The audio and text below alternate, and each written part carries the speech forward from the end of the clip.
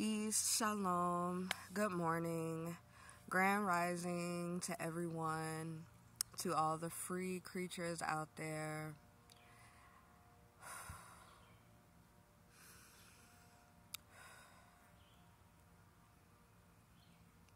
Why do you doubt yourself? Why do you feel undeserving? Well, this is a reminder to myself, but we're going to do this publicly because I'm sure other people deal with this as well. Imposter syndrome. Imposter syndrome.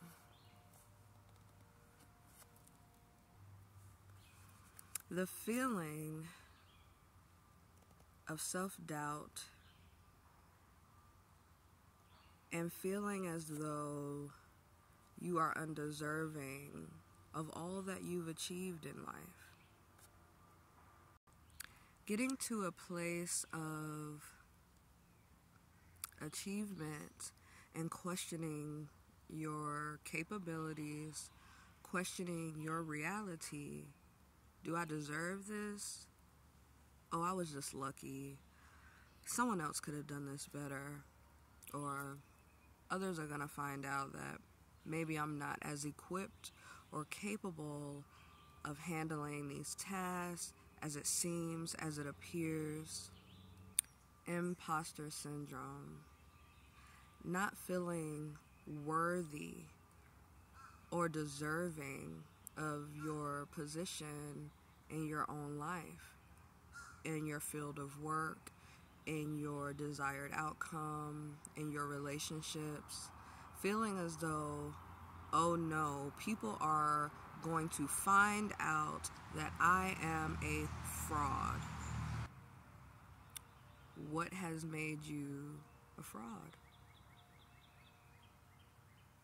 What has made you feel as though surely you don't deserve to be where you are, no matter where you are, no matter what you're doing, no matter where you're going, whether you're being promoted on a job, whether you're entering new projects, whether you're entering into new relationships, new adventures, new ways of living, learning new modalities of living, learning healing techniques, in my case, artistry, in my reality, inventing or innovating new ways of doing things, holistic teachings, learning about herbal remedies, root medicine, expanding musically, expanding in my writings, expanding in every way possible, every way imaginable.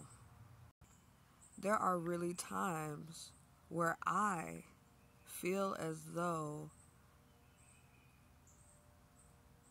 I have to have some external validation from others that, okay, yes, I'm smart enough, yes, I'm capable enough, or that what I'm doing is acceptable. And I'm sure a lot of other people have felt that way too, you know, knowing that you've worked your behind off and getting to a certain height, a certain level, a certain plateau in life, and wondering or looking around, like, do I really deserve this? Or maybe better yet, you're given an award, you're given an achievement, an accolade, congrats, a good job, or new business partners, new adventures, new opportunities, and then anxiety, self-doubt takes over, and you're questioning your reality. Can I really do this? Am I really capable? And my question to myself and to others, because there's a lot of people dealing with mental anguish, mental health, and I'm not excluded, but why don't you deserve to be where you are? And that's a tricky place to be mentally. To be in a place of constant self-doubt, self-ridicule, and not having self-compassion. When I was growing up, I grew up in Charlotte, and I didn't live in the best of neighborhoods. My parents did the best that they could, and I'm so thankful. But living under the poverty line, the neighborhood that I grew up in, it was called Brook Hill. And when you look at the history of Brook Hill, it was literally built on top of a landfill. A landfill, excuse me. Literally coming from the slums, coming from garbage, so to speak. I know now that's not where I come from, but to the external reality, living in a place like that, and I remember thinking to myself, if I can be a part of an orchestra, if I can learn classical music, surely I'll bring honor to myself. Surely I'll bring honor to my family, or some type of prestige will come from this. I remember being a youth and a young girl and feeling inadequate, comparing myself to the lives of my classmates, my friends, and I remember having opportunities like going to chamber music camp and auditioning for honors orchestra or Charlotte's Youth Symphony Orchestra, and feeling like, oh, well, my mother and father can't afford private lessons for me. Do I deserve to be here?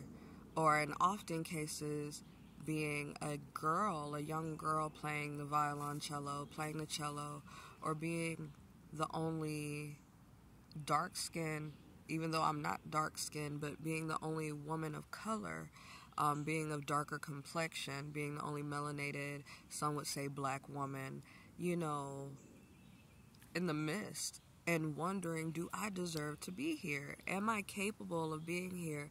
And that's just one example of many. One example of many ways that we choose to look at ourselves in a lower state. And too oftentimes, we are looking at ourselves from a lower state than where we actually are, than where we're actually destined to be. Sometimes I look at myself as, am I capable? And I keep saying capable because surely whatever you put your mind to, you are capable of achieving, right? And surely whatever desire is in your heart to accomplish, you can accomplish. You're the only one standing in your way. And so I have a cousin and my sister in spirit, and we talk a lot about mental health. We talk a lot about emotional stability and how we view ourselves. And we definitely come from more of a spiritual background, a religious background, where we seek divine, we seek God in everything that we do. But one day I was talking with her and I just said, they're evil delusions. They're just evil delusions.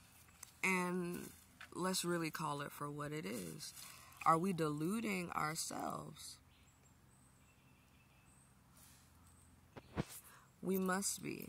We must be in some type of mental instability to where we would look upon self and see ourselves as less than worthy. Well, I just want to remind myself and to remind others that you are indeed worthy. You are indeed enough. You are enough. And let's just kind of stop that hamster wheel right there. Just stop. Breathe through everything. Just breathe. And we have to know, or we have to become aware of our negative self-talk. We have to become aware of not only how we treat others and how we communicate with others, but the things that we are communicating to ourselves. Whether we are trying to be entrepreneurs, business owners, music producers, artists, content creators, writers, doctors, lawyers, holistic practitioners, whether we're just trying to be normal members of society, I am telling imposter syndrome to myself and to others that you have no validity here anymore. You have no validation, because nothing outside of you can determine really your value. Only you can determine your value. And so if you're looking at yourself and you're devaluing yourself, you're doing yourself a disservice. You're doing yourself an injustice. Everyone is on a different journey. Everyone has a different life path. And everyone is walking in different shoes. We all have different footsteps. And I've always heard that comparison is the thief of joy. Now, I'm not sure if imposter syndrome comes from comparing, but I'm sure that that has something to do with it. You're comparing yourself to that in the life of others. Well, I don't have what she has. In my case, it was my family doesn't have the money that I see other families have. I am a little short black girl. That's what I used to tell myself. Surely I can't accomplish these things. Now, thank God for growth, because I now know that I am a woman who come from a very strong tribe. I am a woman who actually had ancestors and grandparents who were wealthy, who owned land, who grew crops. Some were sharecroppers, some were indigenous peoples. Some were descendant of slaves, and some were European.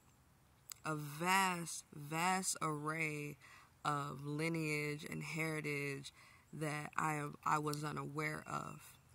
But nevertheless, even in these last few years where I really had to renew my mind, I really had to take a look at my life and the trajectory of my life and really sit down and take stock and take inventory of the direction in which I now wanted to go. Because having a stillborn child, that already was traumatic. I tried to go back to work, doing the same things, the same mundane, menial routine. And then coming to the end of self and realizing that's not healthy. That's not what I would like to do. I know that I'm an artist at spirit. I know that I feel and I know that there is a higher purpose, a higher timeline that I am trying to reach. So what must I do differently to reach those heights? And it started a long, long journey of self-reflection, abstinence, and learning about different things and really learning myself, learning my inner voice. And that journey is not complete. I'm still self-reflecting, but in the self-reflection, I have had to face myself. And in your time and on your journey, you too will have to face yourself. And with me facing myself, I oftentimes found that I would question myself in a very negative way, or I would tell myself these negative things like, your art is not as good as this art. Or if someone said, hey Bree, or hey Dealba, you want to do this event? Do you want to set up a table with me? I would love to work with you. And then allowing anxiety, allowing self-doubt to overcome me, and allowing fear to take over. But fear and love cannot coexist in the same space. It's an imbalance. And really asking those hard questions, those uncomfortable questions of, well, why do I feel like I cannot participate? Or why do I feel like maybe I will not achieve the task? Or why do I feel as though, is this person sure? Are you sure you want to work with me? Or even compensation, when you are creating and you lowball yourself for lack of not knowing, just ignorant or naive really to what your value is. And I'm learning more about my value spiritually and my value mentally and emotionally, the value that is within self, not monetary value, but even monetarily, the services you provide, the things that you're creating that will spark joy in others.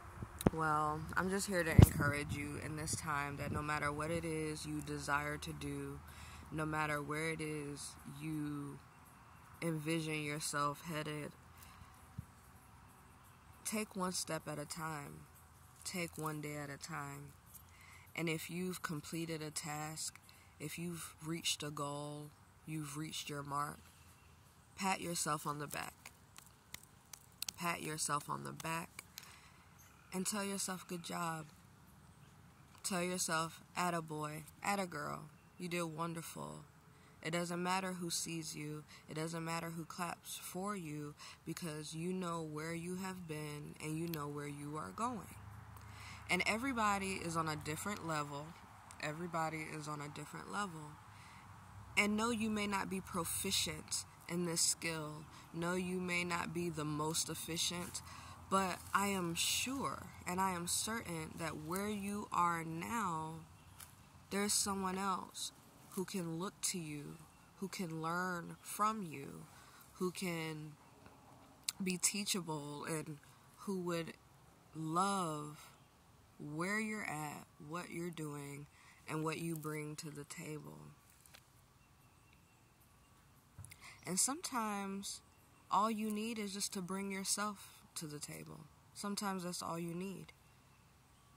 Just having the strength, the courage, just to show up.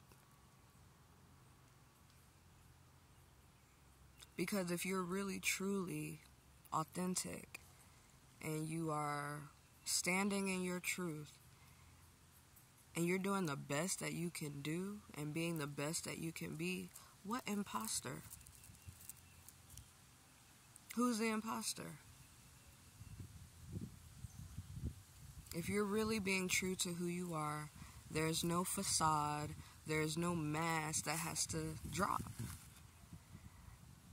And then it comes the self-esteem to where if you are being true to you and you're doing the best that you can do and you're enjoying what you're doing, everybody may not like it. Everybody may not accept it, and that is okay, because there are those that will.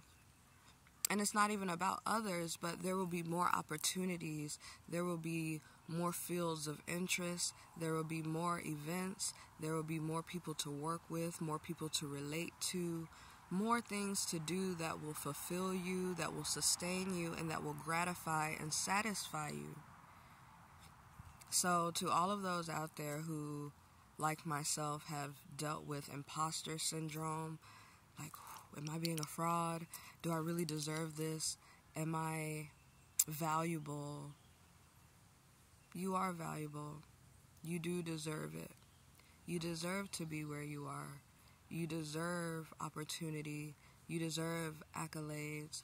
You deserve your spiritual inheritance. You deserve your material inheritance. You deserve what is destined for you. You deserve to be where you desire to be in life. You deserve your pursuit of happiness. And in those down times where you don't see turnover, where you don't see revenue, maybe it's a time for rest. And that's okay too. Don't allow anxiety or fear to overcome you. And just remember, guys, comparison is the thief of joy. So today, we're shattering the illusion of the evil delusion of imposter syndrome. So just be mindful of that today. Be mindful of how you care for yourself. Self-care is not just salt baths and flowers and tea, but self-care is the thoughts that you think of yourself when you're alone. So let's improve our self-health, our self-care, so that we can become healthier individuals, and so we might maybe inspire someone right next to us. Peace.